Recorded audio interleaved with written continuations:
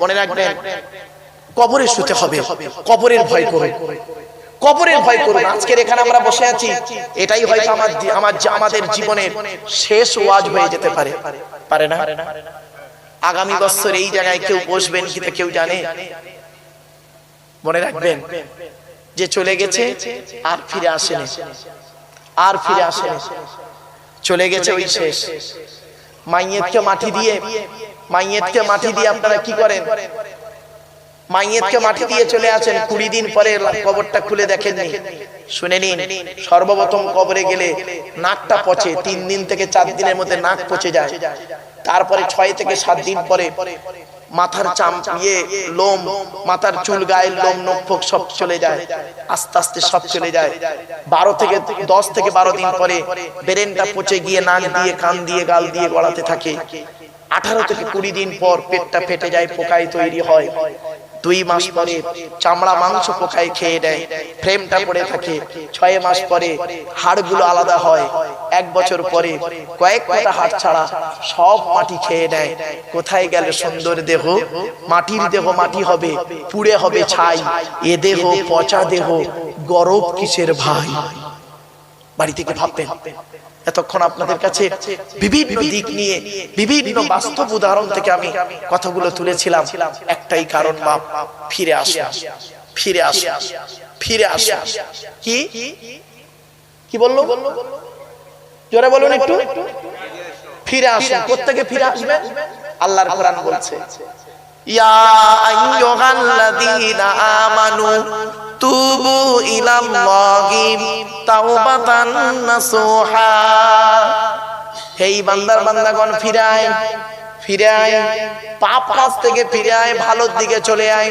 যা পাপ করেছিস এই পর্যন্ত স্টপ করে দে, আর করিস না। এবার তওবা কর, ক্ষমা প্রার্থনা কর। ওয়া মাইয়া আমাল সুআন আও ইয়াযলিমি নাফসাম সুম্মা ইস্তাগফিরিল্লাহ ইয়াজিদিল্লাহা গফুরুর রহিমা। 5 নম্বর পারার 15 নম্বর পৃষ্ঠার একেবারে 8 নম্বর লাইন, সূরার নাম সূরা নিসার মধ্যে আল্লাহ বলে দিলেন, যে ব্যক্তি পাপ কাজ করেছে সে তার নিজের নফসের উপরে জুলুম করেছে। আল্লাহ বলছে, তুই পাপ করেছিস, আমি আল্লাহ জানি, চলে আয়, চলে আয়, চলে আয়। সুম্মা ইস্তাগফিরিল্লাহ, একবার তওবা কর, ক্ষমা প্রার্থনা করার বল মনে মনে, আল্লাহ পাপ করে ফেলেছে, আপনি আমাকে দয়া করে maaf করে দিন। আল্লাহ বলছেন, ইয়াজিদিল্লাহা গফুরুর রহিমা, আমি আল্লাহ তোর জীবনের গুনাহগুলো maaf করে দেব। কি ভাবলেন? ছোট্ট একটা উদাহরণ দিচ্ছি। থানায় একটা ডায়েরি আছে, জানেন? বলুন না, বলুন। দেখবেন ওই ডায়েরিতে যদি একবার নামটা উঠে যায়, ওই নাম আর সহজে যেতে চায় না, ঠিক না বেটি? আপনি মরে যাবেন, আপনার ছেলে তো বেঁচে থাকবে, আপনার ছেলেরও মানে কি বলবো, কাগজ চলে আসবে তোর বাপের নামে কেস ছিল। আল্লাহ বলছে, বান্দারে, তোদের পৃথিবীতে আইনের বই আছে, থানায় ডায়েরি আছে। ওই ডায়েরির পাপের ডায়েরি থেকে তোদের নামটা কেউ মুছে ফেলে দেয় না রে। আর আমি আল্লাহ আমার একটা পাপের ডায়েরি আছে, তুই পাপ করেছিস, আমার ডায়েরিতে লেখা আছে। আর সেই তুই একবার ক্ষমা প্রার্থনা কর, তওবা ইস্তেগফার কর, আমি আল্লাহ পাপের ডায়েরি থেকে পৃষ্ঠাটা ছেড়ে বাদ দিয়ে দেবো। জোরে বলুন, পৃষ্ঠা ছেড়ে বাদ দিয়ে দেবো। বাড়ি থেকে ভাব, এই পৃথিবীতে আপন বলে তোর কেউ নেই, একমাত্র আমি আল্লাহ, আমার নবী। অতএব পৃথিবীতে যে কদিন বাঁচবি, কোরআনের আলোচনা, কোরআন নিয়ে থাকুন, হাদিস নিয়ে থাকুন, ইজমা কিয়াস নিয়ে থাকুন। বাপেরা, ভালো ভালো মানুষের সঙ্গে মেলামেশা করুন, আর অসৎ মানুষ থেকে চেষ্টা করবেন দূরে সরে থাকা, অসৎ মানুষ থেকে দূরে সরে থাকবেন। এজন্য অনুরোধ করে আজ আপনাদের কাছে দেখতে দেখতে প্রায় 3 ঘন্টার উপরে বলে ফেললাম। বাবা, 11টা 10 হয়ে গেছে, আর কয়েক মিনিট, 2-5 মিনিট হয়তো বলবো, তারপরে পরবর্তী বক্তা তিনি এসে যাবেন, তার জ্ঞান গর্ব বক্তব্য আপনারা শুনবেন। তবে আর কয়েক কটা কথা আপনাদেরকে বলছি, একটু গুরুত্ব দিয়ে শুনুন, খুব গুরুত্ব দিয়ে শুনুন। স্ত্রীর সঙ্গে ভালো আচরণ করুন। মনে রাখবেন, এই পৃথিবীতে যার স্ত্রী ভালো, সেই পুরুষটা হলো বেকার ছেলের স্ত্রী যদি ভালো হয়, ওই বেকার ছেলেটা সকার হয়ে যায়, ঠিক না বেটি? আর কোটিপতি ছেলে যদি স্ত্রী খারাপ হয়, ওই কোটিপতি ছেলের জীবনটা একদম নষ্ট হয়ে যায়। এজন্য মা বোনদের বলি, স্বামীর প্রতি ভক্তি শ্রদ্ধা সম্মান রাখবেন, স্ত্রীর প্রতি ভালোবাসা রাখবেন, স্ত্রীর প্রতি স্নেহ মায়া মমতা রাখবেন। আল্লাহর নবী বলেছেন, স্ত্রীর পিতামাতার গালি দেওয়া হারাম। কি বললাম? স্ত্রীর পিতামাতার গালি দেওয়া হারাম। তা আপনি আপনার স্ত্রীকে কবার গালি দিয়েছেন খেয়াল করে দেখুন। ঈদের সময়, এখন তো বয়সটা 70 বছর হয়ে গেছে, বুড়ো হয়ে গেছেন, ফেরেশতা মতো হয়ে গেছে। 30 বছর বয়স যখন ছিল, নতুন নতুন বিয়ে করেছেন, ঈদের দিনে খাবার ঠিক মতো তৈরি করতে পারেনি বলে আপনি আপনার স্ত্রীকে গালি দিলেন। তার মরা বাবাটাকে কবর থেকে তুলে আনলেন, মরা মাটাকে কবর থেকে তুলে আনলেন। খবরদার নয়, ভুল হয়েছে, ক্ষমা প্রার্থনা করুন আল্লাহর কাছে। আল্লাহ আমাদের শোনার বলার আমল করার তৌফিক দান করে বলুন আল্লাহুম্মা আমিন। একবার তাকবীর দেন ভাই, নারায়ে তাকবীর, নারায়ে তাকবীর। না বুঝে নিজেদের মধ্যে মারামারি ঝগড়া করে, ঠিক না বেটি? এজন্য বাপেরা কোরআন বুঝতে হবে। কোরআন খুব মারাত্মক কিতাব, পৃথিবীর শ্রেষ্ঠ কিতাব হলো কোরআন। তাই আজকের সেই কোরআনকে সামনে নিয়ে আপনাদের কাছে আল্লাহ পাক বসিয়েছেন, কিছুক্ষণ আলোচনা রাখবো ইনশাআল্লাহ। তবে বাপেরা, আমি আপনাদেরকে বলি, আমার গলা নিয়ে বিচার করবেন না, বলা নিয়ে বিচার করবেন। আমার ভাষা বুঝতে পারছেন? আমার ভাষা বুঝতে পারছেন আপনারা? আমার গলা নিয়ে বিচার করবেন না, আমার বলা নিয়ে বিচার করবেন। আমার গলার সুর কতটা, এটা নিয়ে বিচার করবেন না দয়া করে। আমি কি বলছি, ঠিক বললাম না ভুল বললাম, কোরআনের পক্ষে বললাম না বিপক্ষে বললাম, হাদিসের পক্ষে বললাম না বিপক্ষে বললাম, এটাকে নিয়ে মূল্যায়ন করবেন। আমরা অনেক সময় কি করি,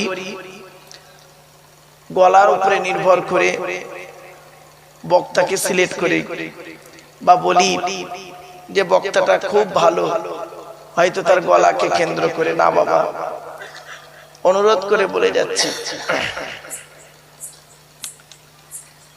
আল্লাহর নবী ওয়াজ করতেন, আল্লাহর নবী ওয়াজ করতেন। কবে করতেন ভালো করে শুনে নিন। বৃহস্পতিবার দিনগত রাতে এশার নামাজের পরে সাহাবীদেরকে নিয়ে গায়ে গায়ে বসে টু দি পয়েন্টের উপরে নবীজি ওয়াজ করে শোনাতেন। সুবহানাল্লাহ বলা গেল না? হাদিসটা কোথায় আছে? বুখারী শরীফে আছে, মিশকাত শরীফেও হাদিসটা আছে। আর বর্ণনাকারী কে? হযরতে আব্দুল্লাহ ইবনে মাসউদ রাদিয়াল্লাহু তাআলা আনহু, তিনি বর্ণনা করছেন। আল্লাহর নবী ওয়াজ করতেন বৃহস্পতিবার দিনগত রাতে ইশার নামাজের পরে সাহাবীদেরকে নিয়ে গায়ে গায়ে বসে টু দি পয়েন্টের উপরে নবীজি ওয়াজ করে শোনাতেন। তাহলে ওয়াজের উত্তম দিন কোনটা বলে? বৃহস্পতিবার রাত। সময়টা কখন? এশার নামাজের পর। নবীজি কাদেরকে নিয়ে ওয়াজ করতেন? সাহাবীদেরকে নিয়ে। সাহাবীরা কিভাবে বসতেন? গায়ে গায়ে গায়ে গায়ে মিলেমিশে বসতেন। কিছু বুঝতে পারছেন? ওয়াজ নবীজি কিভাবে ওয়াজ করতেন? খুব চিৎকার করে বলতেন না, আর খুব আস্তে বলতেন না, এমন ভাবে বলতেন। আম্মা জান আয়েশা বর্ণনা করছে, নবীর স্ত্রী আম্মা জান আয়েশা বলছেন, আল্লাহর নবী এত স্পষ্ট কথা বলতেন, নবীর প্রত্যেকটা কথা যদি ছড়িয়ে দেওয়া হতো খুঁটে খুঁটে নেওয়া যেত। মানে এত স্পষ্ট নবী কথা বলতেন, কথার মধ্যে কোনো জড়তা থাকতো না। টু দি পয়েন্টের উপরে মানুষকে বুঝিয়ে বুঝিয়ে কথাগুলো নবীজি বলতেন। এই হলো ওয়াজের মূল জিনিস। আমার বাপেরা, আরেকটা কথা আপনাদের বলি, আপনারা যখন জলসা দেবেন তিনটে জিনিসকে ঠিক রাখবেন। কটা বাবা? তিনটে জিনিস, তিনটে জিনিসকে ঠিক রাখবেন। এক নাম্বার হলো বক্তা, দু নাম্বার হলো কমিটি, তিন নাম্বার হলো শ্রোতা। বক্তার কি দেখবেন? বক্তার দুটো জিনিস দেখবেন। এক নাম্বার দেখবেন বক্তাটি সত্যিকারের আলেম কিনা। কি বললাম বাবা? সত্যিকারের আলেম কিনা।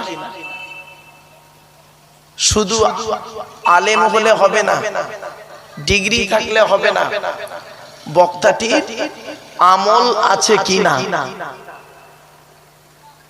আরবিতে একটা কথা আছে, আল আলিমু বিলা আমালি কাশাজারি বিলা সামারি। আমল বিহীন আলেম ওই রকম, ফল বিহীন গাছটা যেরকম। যে আলেমের আমল নাই ও আলেমের ইলমের কোনো দাম নাই। বাপেরা, বক্তাটির আমল আছে কিনা দেখবেন। বক্তাটি 5 ওয়াক্ত নামাজ পড়ে কিনা, বক্তাটি রমজান মাসে রোজা রাখে কিনা, বক্তাটি তার পিতামাতার ভাত দেয় কিনা, বক্তাটি তার স্ত্রীর সঙ্গে ভালো আচরণ করে কিনা, বক্তাটি তার ছেলে মেয়ের হক আদায় করে কিনা, বক্তাটি তার ভাই বোনের সঙ্গে সুসম্পর্ক রাখে কিনা, বক্তাটি তার পরিবেশের মানে গ্রামের মানুষের সঙ্গে তার কতটা সম্পর্ক। আর একটা খুব ইম্পর্টেন্ট জিনিস দেখবেন, কি জানেন? বক্তাটি খুব ইম্পর্টেন্ট জিনিস যেটা দেখবেন সেটা হলো কি জানেন? বক্তাটির চরিত্রটা ঠিক আছে কিনা। এত সহজ নয় বাবা। মাইকের সামনে এসে কিছু বলে দেওয়ার নাম বক্তা নয়। মাইকের সামনে এসে কিছু বলে দেওয়ার নাম বক্তা নয় বাবা। তিনটে জিনিস কোনোদিন ব্যাকে আসে না, সব সময় সামনের দিকে যায়। এক নাম্বার, ধনুক থেকে তীরটা বের হয়ে গেলে ওই তীরটা আর কোনোদিন ব্যাকে আসে না, ঠিক না বেটি?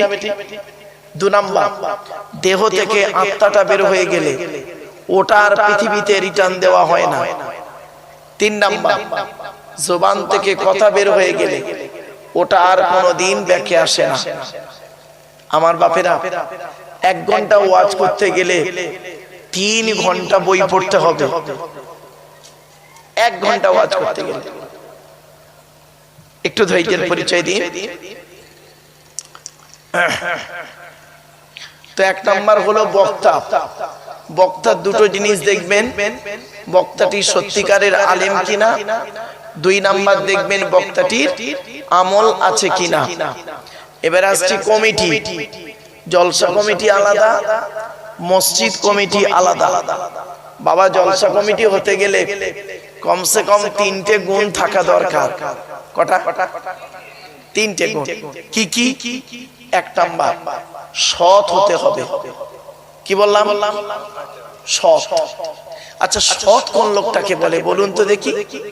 আমাদের ধারণা হলো সৎ মানে ওই লোকটা যার গালে দাড়ি, মাথায় টুপি, বড় পাঞ্জাবি, 5 ওয়াক্ত নামাজ পড়ে, 10 বার হজ করে এসছে, আর রমজান মাসে রোজা রাখে, ওই লোকটাই সৎ।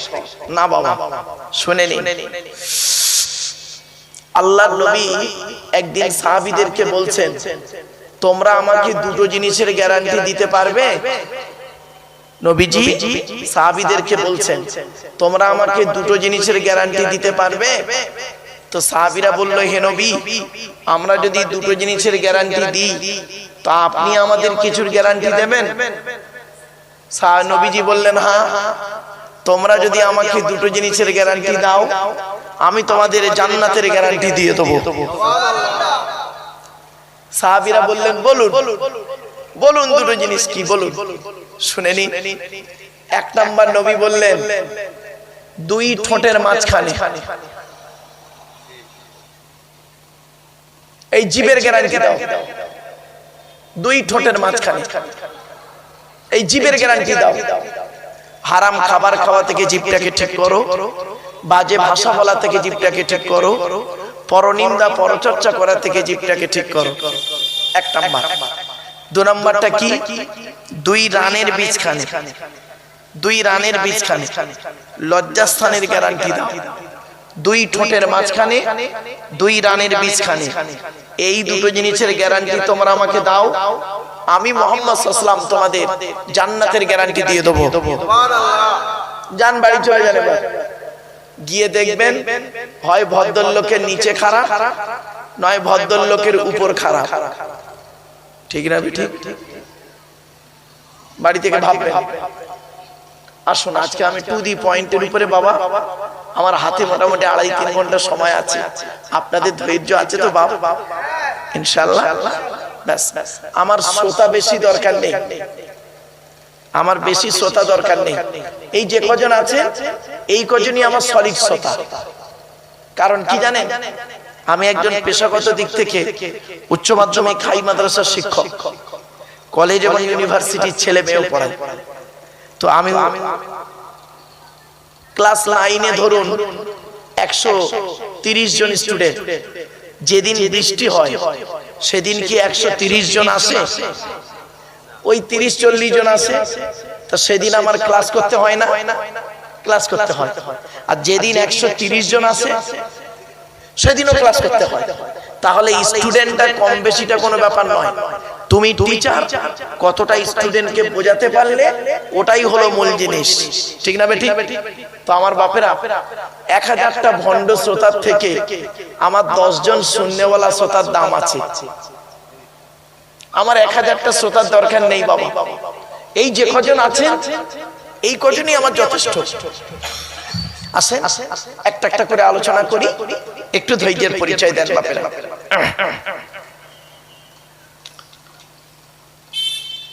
এক নাম্বার হলো সৎ হতে হবে। 2 নাম্বার হলো জলসা কমিটি হতে গেলে হালাল খাবার খেতে হবে। রাগ করবেন না কেউ, কিন্তু হালাল খাবার খেতে হবে। আচ্ছা, শুধু কি জলসা কমিটি হালাল খাবে আর বাকিরা সব হারাম খাবে? না, কোরআন কি বলছে দেখি। কোরআনের 2 নম্বর পারা 4 নম্বর পৃষ্ঠা 8 নম্বর লাইনে সূরার নাম সূরা বাকারাতে আল্লাহ বলছেন, ইয়া আইয়ুহান নাস, হে মানব জাতি, কুলু মিম্মা ফিল আরদি হালালান তাইয়্যিবা, আমার দেওয়া হালাল রিজিকগুলো তোমরা ভক্ষণ করো, হারাম খাবার জীবনে খেও না। মনে রাখবেন, হারামের বিরানি ভাতের থেকে, হারামের বিরানি ভাতের থেকে হালালের ডাল ভাতটা ভালো। ঠিক না বেঠিক? আমার মা বোনদের বলি, মায়েরা বোনেরা সুদ কারবার করবেন না মা। বাবাজি যুবক ভাইদেরকে বলি, সুদ হলো হারাম। একবার সুদ খেলে মায়ের সঙ্গে জেনা করার মতো পাপ কাজ। ছি, নাউজুবিল্লাহ। অনেক হয়তো বলবেন, হুজুর আমরা তো সুদ কেউ খাই না, আমি কি করি? এই ভাইকে 1 লাখ টাকা ধার দিলাম, 1 বছরের জন্য 20,000 টাকা এক্সট্রা নিলাম। কেন? ওই টাকাটা আমি যদি ব্যবসায় লাগাতাম অনেক কাজে হতো। বাবা, যার নাম স্টুল তার নাম পায়খানা, একই জিনিস, ভাষাটা আলাদা। স্টুল হলো ইংরেজি ভাষা আর পায়খানা হলো বাংলা ভাষা, বস্তুটা কিন্তু এক। আমার বাপেরা খবরদার, মা বোন বাবাজি যুবক ভাইদেরকে বলছি, সুদ থেকে বর্জন করো। কবরে শুতে হবে। আজকের কবরস্থানের জলসা তো এটা নাকি? আর কবর সম্পর্কে আলোচনা করব। আচ্ছা আচ্ছা, ওই হলো বাবা, নবী দিবস হবে, আল্লাহর আলোচনা হবে, কবরের আলোচনা হবে, আমাদেরও আলোচনা হবে। অসুবিধা হবে বাবা? হ্যাঁ, সবটাই হবে।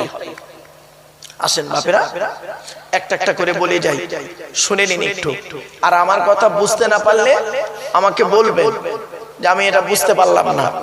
আমি ইনশাআল্লাহুল আজিজ চেষ্টা করব আপনাদের বোঝাতে। বাপ, আপনি ভুল ওয়াজ শুনে বাড়ি যাবেন না, সঠিকটা শুনে বাড়ি যান, আমল করুন, কাজ হবে ইনশাআল্লাহ।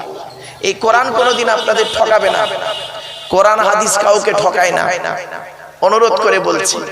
চলো, আল্লাহ পাক বললেন, হে মানব জাতি, তোমরা হালাল রিজিক গুলো ভক্ষণ করো আর শয়তানের পথকে অনুসরণ করিও না। ইন্নাহু লাকুম আদুউম মুবিন, শয়তান হলো তোমাদের প্রকাশ্য দুশমন। এরপরে আল্লাহ বলছেন, ওই পৃষ্ঠাতেই বলছেন আল্লাহ, 2 নম্বর পারার 4 নম্বর পৃষ্ঠা 14 নম্বর লাইনে সূরার নাম সূরা বাকারার মধ্যে আল্লাহ বলছেন, ইয়া আইয়ুহাল্লাযীনা আমানু কুলু মিন তাইয়্যিবাতি মা রাযাকনাকুম ওয়াশকুরু লিল্লাহ ইন কুনতুম ইয়্যাহু তা'বুদুন। এর বাংলা মানে কি? হে ঈমানদার বান্দাগণ, হে ঈমানদার বান্দাগণ, আমার দেওয়া হালাল রিজিক গুলো তোমরা ভক্ষণ করো। তাহলে জনগণকে বললেন আল্লাহ পাক, সমস্ত পৃথিবীর মানুষকে বললেন হালাল খেতে, আবার মুমিনদেরকে পার্সোনাল করে বলছেন আল্লাহ হালাল খেতে। আচ্ছা, শুধু মুমিনরা হালাল খাবে আর পৃথিবীর মানুষরা হালাল খাবে? নবীরা কি খাবে? বলুন বলুন, নবীরা হালাল খাবে না হারাম খাবে? জোরে বলুন। হালাল খাবে। এখন কোথায় আছে? এই কোরআনে আল্লাহ নিজেই নবীদেরকে বলছে। দেখুন, কোরআনে আল্লাহ বলছে নবীদেরকে, প্রথমে জনগণকে বলল, তারপরে মুমিনদেরকে বলল হালাল খাও, তারপরে আল্লাহ বলছেন ইয়া আইয়ুহার রাসূল কুলু মিনাত তাইয়্যিবাত ওয়া আমালু সলিহা। 18 নম্বর পারা 4 নম্বর পৃষ্ঠা 9 নম্বর লাইনে সূরার নাম সূরা মুমিনুনে আল্লাহ বলছেন, হে রাসূলগণ, একজন রাসূলকে বলিনি, হে রাসূলগণ, তোমরা হালাল খাবার খাও, ওয়া আমালু সলিহা, আর পৃথিবীতে ভালো ভালো কাজগুলো করো। কেন আমি আপনাদের হালাল খাবার কথা এত বলছি? বাবা, যেদিন চোখটা বন্ধ হবে সেদিন বুঝতে পারবে। চোখ যেদিন বন্ধ হবে সেদিন বুঝবেন কি জিনিস। চলো, জলসা কমিটি হতে গেলে বাবা 3 নাম্বার 5 ওয়াক্ত নামাজি হতে হবে। 5 ওয়াক্ত নামাজি হতে হবে। বড় দুঃখ লাগে কি জানেন? আপনারা আমাকে ভুল বুঝতে যাবেন না, লক্ষ লক্ষ টাকা খরচা করে লোক জলসা দেয়, লক্ষ লক্ষ টাকা খরচা করে লোক জলসা দেয়, নামাজ পড়ে না। আজই এসব নামাজ অনেকেই পড়েনি, ঠিক না বেটি? বাবা, নামাজ কারোর জন্য মাপ নাই, বিশেষ ব্যক্তি বিশেষ কারণ ছাড়া। আল্লাহ বলছেন, তুই দাঁড়িয়ে দাঁড়িয়ে নামাজ পড়তে যদি অসুবিধা হয় তো তুই বসে বসে নামাজ পড়। বসে বসে যদি পড়তে না পারিস, শুয়ে শুয়েও নামাজ পড়, তথাপিও তোর নামাজ মাপ নেই। আর আপনি বেনামাজি হয়ে গেলেন। একটা কাফেরের সঙ্গে মুমিনের পার্থক্য একটা জায়গায়, কি জানেন? তারকুস সালাত, নামাজই পার্থক্য। আচ্ছা বাবা, আবু জাহাল, আবু লাহাব, তারা কাবা ঘরের চারপাশে ঘুরতো না? বলুন না। তারা আল্লাহর নামে বিসমিল্লাহি তাআলা বলে আল্লাহর নামে কাজ করতো না? তারা হাজীদের খাবার খাওয়াতো না? তাহলে তারা জাহান্নামী হলো আর আপনি সাহাবীরা জান্নাতি হলো কি করে? প্রবলেমটা কোথায় জানেন? অনেক দূর আলোচনা। তাই আপনাদেরকে আমি অনুরোধ করছি, বাপেরা, আপনারা দয়া করে মেহেরবানি করে চলে আসেন, এসে কথাগুলো একটু মূল্যায়ন করুন। এবার আসছি মসজিদ কমিটি কে হবে। মসজিদ কমিটি হতে গেলে কমসে কম 3-5টা গুণ থাকতে হবে। কোরআনে আছে। মসজিদ কার ঘর? জোরে বলুন। তো কমিটি কে করবে? যা, আর কথা নেই, আল্লাহ করবে। মসজিদ আল্লাহর ঘর, কমিটি কে করবে? আল্লাহ করবে।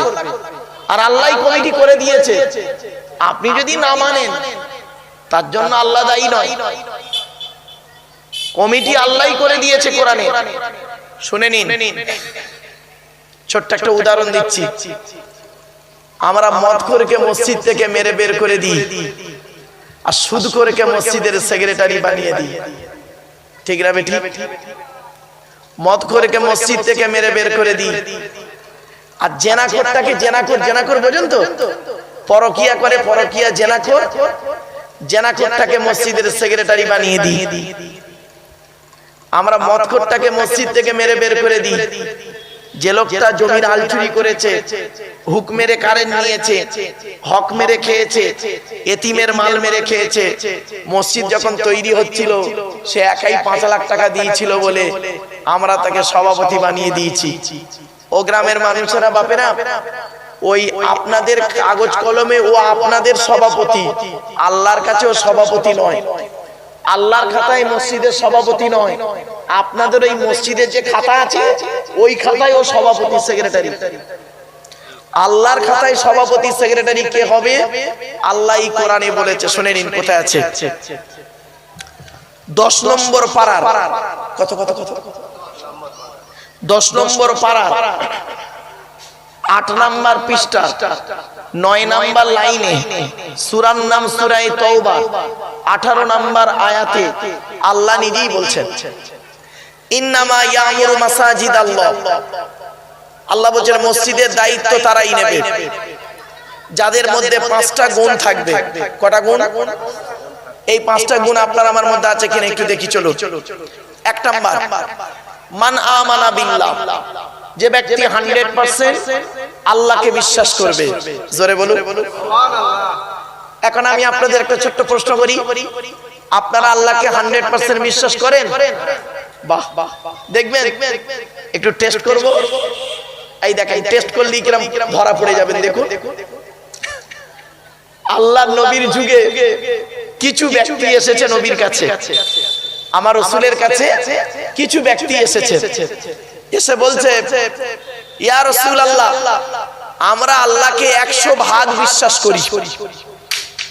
আমরা আল্লাহকে 100 ভাগ বিশ্বাস করি। তখন নবীজি বললেন, তোমরা আল্লাহকে 100 ভাগ বিশ্বাস করো? বাহ বাহ বাহ বাহ বাহ বাহ, খুব ভালো, খুব ভালো, খুব ভালো। আল্লাহ পাক জিবরাইলকে বললেন, নবী জিবরাইল তুমি চলে যাও, আমার রাসূলকে বলে দাও খবরদার ওদের কথা বিশ্বাস করবে না। ওরা মুখে বলছে আল্লাহকে 100 ভাগ বিশ্বাস করি, কাজে কিন্তু 100 ভাগ করে না। জিবরাইল এলেন, কোরআনের আয়াত নাযিল হচ্ছে, দাঁড়ান আয়াতটা পড়ছি। জিবরাইল এসে বলছেন, ইয়া রাসূলুল্লাহ, ওরা যে বলল না আল্লাহকে 100 ভাগ বিশ্বাস করি, আপনি বিশ্বাস করবেন না, ওরা মিথ্যা কথা বলেছে। তখন জিবরাইল রাসূলুল্লাহ বলছেন, ভাই জিবরাইল, ওরা তো নিজেই বলছে, নিজে মুখে বলছে আল্লাহকে বিশ্বাস করি।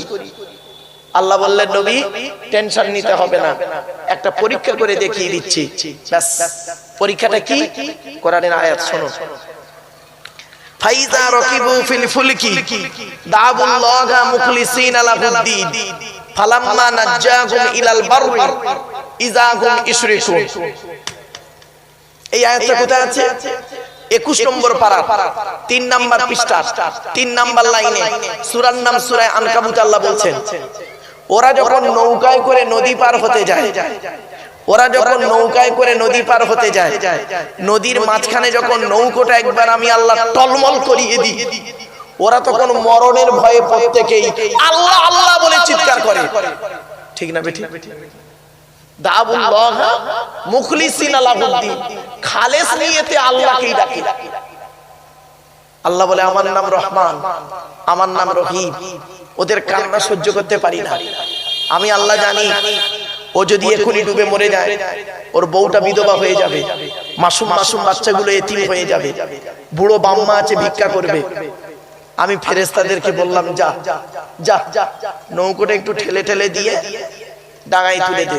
কোরআন বলছে, ফালাম্মা নাজ্জাহুম ইলাল বাররি, ফেরেশতাদের মাধ্যমে যখন আমি ওদের ডাঙায় তুলে দিই, ওরা এত বড় মুনাফিক বদমাইশ, যেই ডাঙায় উঠে গেল ইযা হুম ইশরিকুন, আমার সঙ্গে শিরক করে আর বলে মাঝি ভালো ছিল বলে বেঁচে গেছি।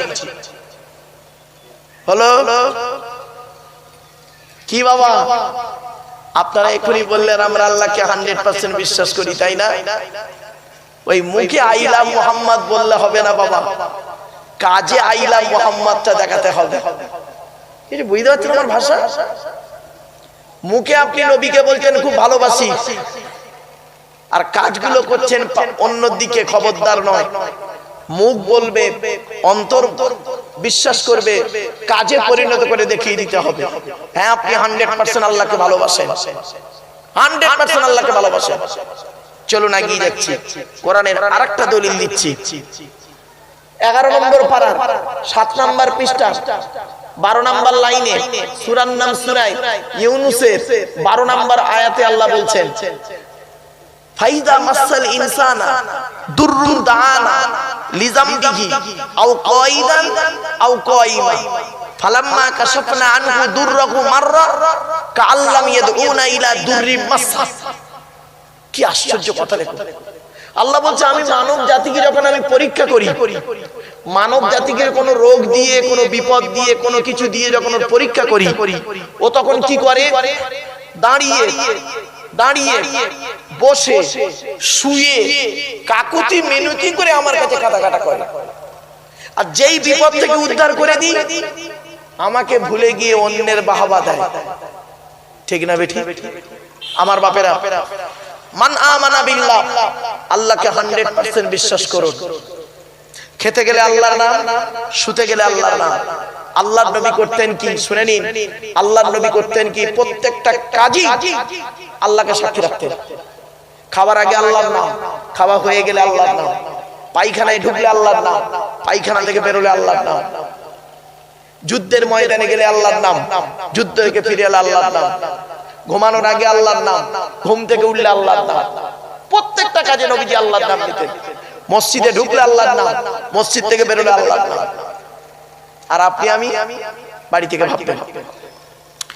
এই জন্য আল্লাহ বলছেন, রাসূল বলছেন, কুল্লু আমরিন জিবালিন লাম ইউবদা বিসমিল্লাহির রহমানির রহিম ফাহুয়া আফতার। নবীজি বলেছেন প্রত্যেকটা কাজে তোমরা বিসমিল্লাহ দিয়ে শুরু করবে। যে কাজে বিসমিল্লাহ নেই, ও কাজে কোনো বরকত নেই, কোনো বরকত নেই।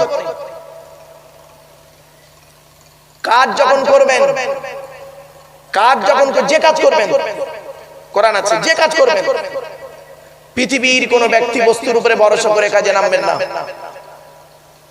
ভরসা হবে একমাত্র কার উপরে? জোরে বলুন, আল্লাহর উপর। দলিল কোরআন, ইজা আযামতা ফাতাওয়াক্কাল আলাল্লাহ।